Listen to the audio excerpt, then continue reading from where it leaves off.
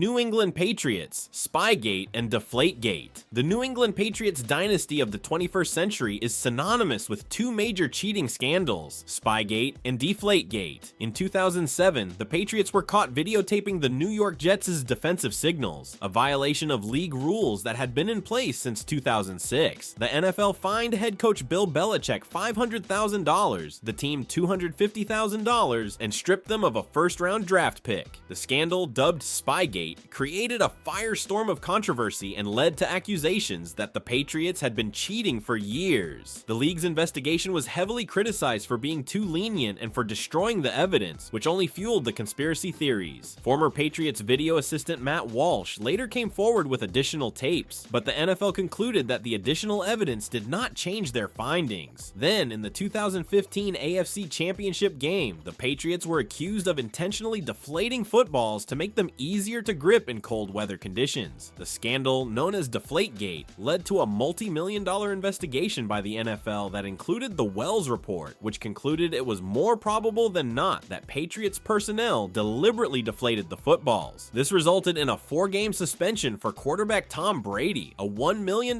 fine for the team, and the loss of 2 draft picks. The Patriots have always maintained their innocence in both scandals, with Brady taking his case all the way to federal court before ultimately serving his suspension.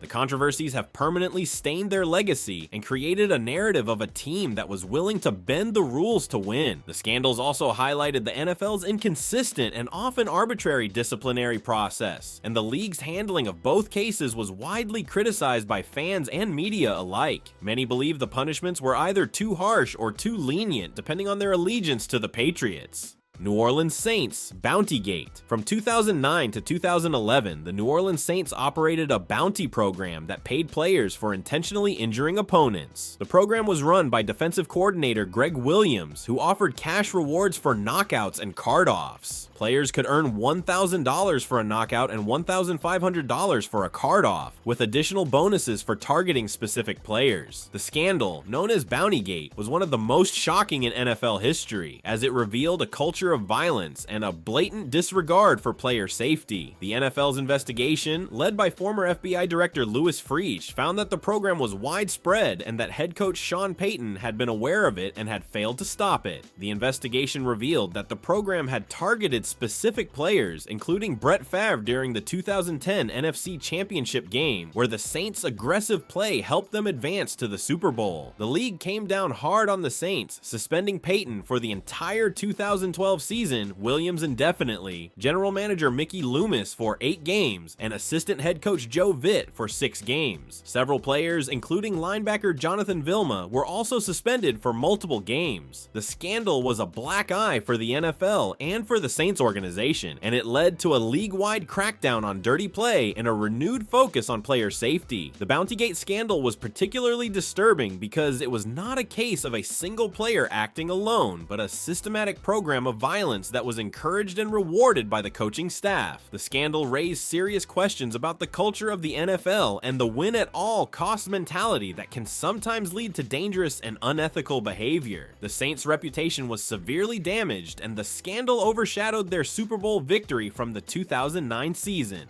Atlanta Falcons, Michael Vick's dogfighting ring. In 2007, Michael Vick, the star quarterback of the Atlanta Falcons, was indicted on federal charges for his role in a dogfighting conspiracy. The investigation revealed that Vick had been operating a dogfighting ring called Bad News Kennels on his property in Surry County, Virginia for years, where dogs were tortured, killed, and forced to fight for entertainment and gambling. The details of the case were horrific, with dogs being electrocuted, drowned, hanged, and beaten to death when they were no longer useful or when they lost fights. The operation was extensive, with Vick and his co-conspirators breeding and training pit bulls specifically for fighting and hosting fights that drew spectators and gamblers from across the region. Vick initially denied any involvement, claiming he was unaware of what was happening on his property and that his friends had been using the land without his knowledge. However, as the federal investigation intensified and his co-conspirators began cooperating with authorities, the evidence against Vick became overwhelming. He eventually pleaded guilty to federal charges of conspiracy to travel in interstate commerce in aid of unlawful activities and conspiracy to sponsor a dog in an animal fighting venture. He was sentenced to 23 months in prison and lost millions of dollars in endorsements and salary. The Falcons released him and his career was in ruins. The case was a watershed moment for the NFL and for society as a whole, as it brought the issue of animal cruelty into the spotlight and showed that even the most famous athletes are not above the law. Vick's case was particularly shocking because of the level of cruelty involved and the fact that he was a beloved and iconic player at the time. The scandal forced the NFL to confront the issue of animal cruelty and to implement stricter policies for players who engage in such behavior. Vick eventually returned to the NFL after serving his prison sentence, playing for the Philadelphia Eagles and later other teams, but his legacy will forever be tarnished by his involvement in the dogfighting ring. Baltimore Ravens, Ray Lewis's murder charges. In 2000, just days after the Super Bowl, Ray Lewis, the star linebacker for the Baltimore Ravens, was indicted on murder charges in connection with the stabbing deaths of two men in Atlanta. Lewis and two companions, Reginald Oakley and Joseph Sweeting, were involved in a street fight outside the Cobalt Lounge that resulted in the deaths of Jacinth Baker and Richard Lawler. The case against Lewis was built on circumstantial evidence, including the fact that blood from the victims was found in Lewis's limousine and on his white suit, which mysteriously disappeared after the incident. The prosecution argued that Lewis was directly involved in the killings, while the defense maintained that he was simply in the wrong place at the wrong time. The case quickly became a media circus, with Lewis's high-profile status making it one of the most closely watched criminal trials involving an NFL player. The prosecution's case began to fall apart when key witnesses gave conflicting testimony and the murder weapon was never found. In a controversial plea deal, the murder charges against Lewis were dropped in exchange for his testimony against his companions. He pleaded guilty to a misdemeanor charge of obstruction of justice for initially lying to police and telling his companions to keep quiet about what happened. He was sentenced to 12 months of probation and fined $250,000 by the NFL. His companions, Oakley and Sweeting, were later acquitted of all charges, meaning no one was ever convicted for the murders. The case remains one of the most controversial in NFL history, with many believing that Lewis used his fame and fortune to escape murder charges. The fact that he went on to win Super Bowl MVP the very next season only added to the controversy, creating a narrative of a player who literally got away with murder and was rewarded for it. The case has been a source of debate and speculation for years, and it has raised serious questions about the justice system and the preferential treatment that is often given to famous athletes. The families of the victims have never received justice, and the case has become a symbol of how wealth and celebrity can influence the outcome of criminal proceedings.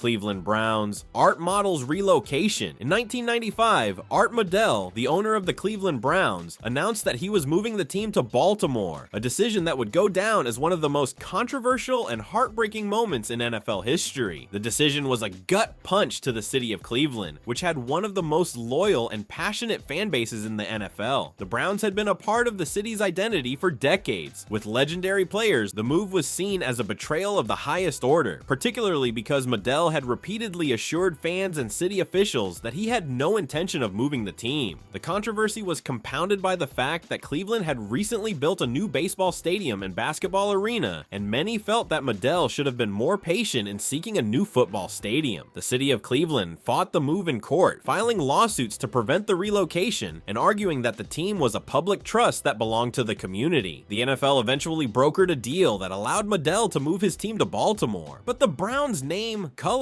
and history would remain in Cleveland. The city was promised a new team, which it received in 1999 when the NFL awarded Cleveland an expansion franchise. The original Browns became the Baltimore Ravens, and they went on to win 2 Super Bowls, while the new Browns have been one of the least successful teams in the NFL. The relocation of the Browns remains one of the most controversial and heartbreaking moments in NFL history, and it is a stark reminder of the power that owners have over their teams and the cities that support them. The move was particularly painful for Cleveland because of the way it was handled by Modell, who was seen as a villain by the city's fans. The controversy has never fully subsided, and the rivalry between the Browns and the Ravens is one of the most heated in the NFL, with Cleveland fans still harboring deep resentment toward the franchise that was once theirs.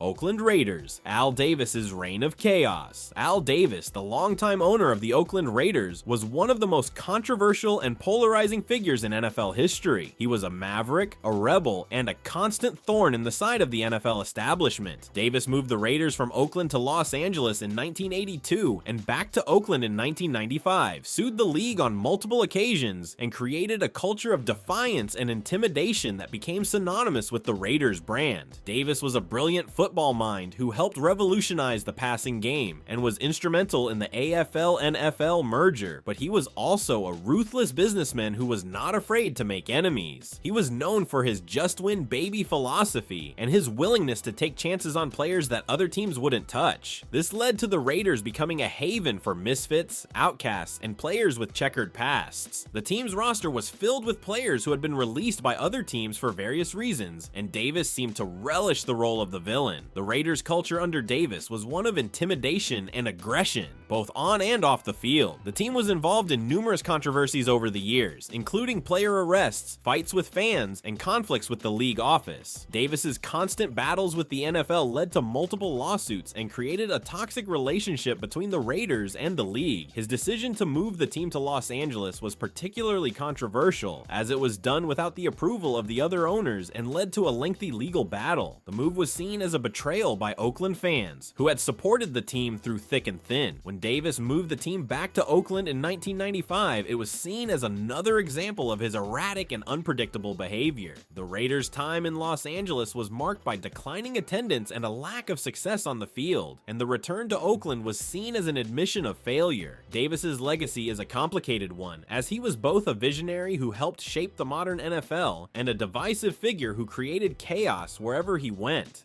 Pittsburgh Steelers, Ben Roethlisberger's sexual assault allegations. Ben Roethlisberger, the longtime quarterback for the Pittsburgh Steelers, was accused of sexual assault on 2 separate occasions, creating one of the most controversial periods in the franchise's history. The first allegation came in 2009, when a woman filed a civil lawsuit accusing him of assaulting her in a Lake Tahoe hotel room. The case was settled out of court for an undisclosed amount, and no criminal charges were ever filed. The second, more high-profile allegation came in 2010, when a 20-year-old college student accused Roethlisberger of assaulting her in the bathroom of a Georgia nightclub. The district attorney in that case, Fred Bright, conducted a thorough investigation but ultimately decided not to press charges, citing a lack of physical evidence and conflicting witness statements. However, Bright made the unusual decision to publicly criticize Roethlisberger, stating that while he couldn't prove a crime had occurred beyond a reasonable doubt, he told the quarterback, "You may not have committed a crime, but I believe you committed a sin." The NFL suspended Roethlisberger for 6 games, later reduced to 4, for violating the league's personal conduct policy, stating that his behavior was inappropriate and reflected poorly on the league. The cases against Roethlisberger highlighted a common issue in sexual assault cases: the difficulty of proving guilt beyond a reasonable doubt, especially when there is a lack of physical evidence and conflicting accounts of what happened. Despite the lack of criminal charges, the allegations permanently stained Roethlisberger's reputation and created a controversy that followed him throughout his career. The Steelers organization stood by their quarterback, but the allegations created a rift among fans and raised questions about the team's commitment to character and integrity. The controversy was particularly damaging for the Steelers, a franchise that had prided itself on having high-character players and a clean image.